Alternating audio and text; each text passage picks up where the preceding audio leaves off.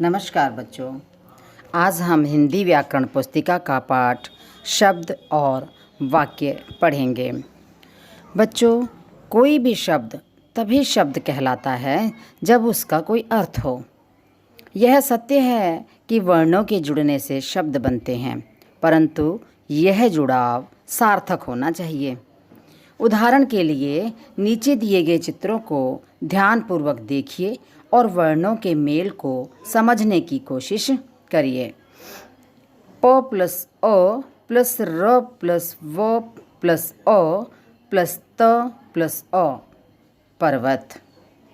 स प्लस बड़ा उ प्लस र प्लस अ प्लस ज प्लस अ सूरज। म प्लस अ प्लस छ प्लस अ प्लस ल प्लस बड़ी ई मछली। बच्चों, चित्रों के नीचे लिखे उनके नाम शब्द हैं। शब्द अनेक वर्णों के मेल से बने हैं। इनका कोई ना कोई अर्थ है। अगर इनके वर्णों को हम उलटकर इस प्रकार लिखें, तरवप, जरसू, लीछम, वर्णों के इस नए मेल का कोई अर्थ नहीं है, इसलिए ये शब्द नहीं हैं। अतः हम कह सकते हैं दो या दो से अधिक वर्णों के सार्थक मेल को शब्द कहते हैं। शब्द के भेद। अर्थ के आधार पर शब्द के दो भेद होते हैं। पहला, सार्थक शब्द। वर्णों का ऐसा मेल जिसका कोई न कोई अर्थ होता है, सार्थक शब्द कहलाते हैं। जैसे पुस्तक, विद्यालय, पपीता, तरबूज, गुलाब आदि। नंबर 2, निरर्थक शब्द। वर्णों का ऐसा मेल जिसका कोई अर्थ नहीं होता, निरर्थक शब्द कहलाता है।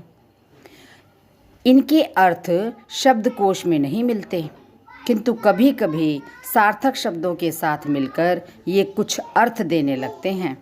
जैसे पानी वानी, चाय वाय, रोटी सोटी। यहाँ पर वानी, वाय और सोटी निरर्थक शब्द हैं।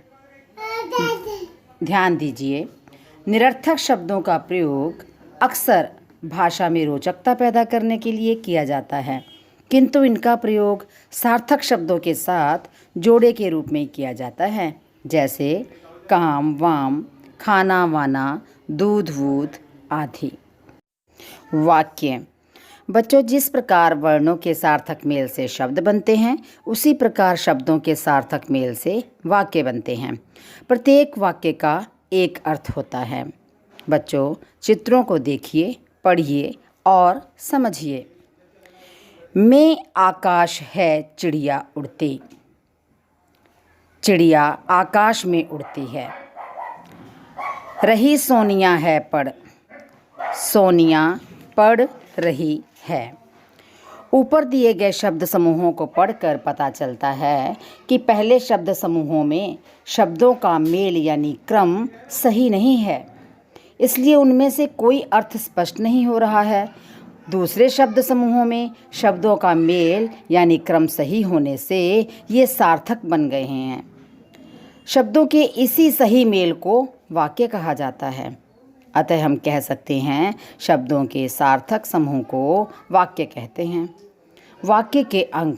बच्चों, वाक्य निर्माण के आधार पर हम कह सकते हैं कि वाक्य के दो अंग होते हैं। पहला उद्देश्य, दूसरा विधेय। आइए अब हम इसके बारे में विस्तार से जानें।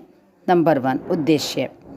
वाक्य में जिस व्यक्ति या वस्तु के बारे में कोई बात कही जाती है उसे उद्देश्य कहते हैं। जैसे हिरन दौड़ रहा है, हिरन उद्देश्य है। पिताजी अखबार पढ़ रहे हैं, पिताजी उद्देश्य हैं। क्योंकि हिरन और पिताजी के बारे में बातें हो रही हैं, इसलिए ये दोनों उद्देश्य हैं। नंबर 2, विधेय। वाक्य में उद्देश्य के बारे में जो कुछ कहा जाता है उसे विधेय कहते हैं। जैसे हिरन दौड़ रहा है, पिताजी अखबार पढ़ रहे हैं। यहाँ उद्देश्य हिरन और पिताजी के बारे में यह बताया गया है कि वह दौड़ रहा है और वह अखबार पढ़ रहे हैं, इसलिए दौड़ रहा है और अखबार पढ़ रहे हैं विधेय है। आज के लिए बच्चों बस इतना ही। आपने वाक्य और शब्द के बारे में अच्छी तरह से जान लिया होगा। अगले पाठ के साथ हम फिर मिलेंगे। नमस्कार। उम्मीद है आपको ये वीडियो अच्छी लगी होगी, और अगर अच्छी लगी तो इस वीडियो को लाइक करें, चैनल को सब्सक्राइब करें और बने रहें हमारे साथ ऐसी और ही वीडियोस के साथ। तो मिलते हैं अगली वीडियो में।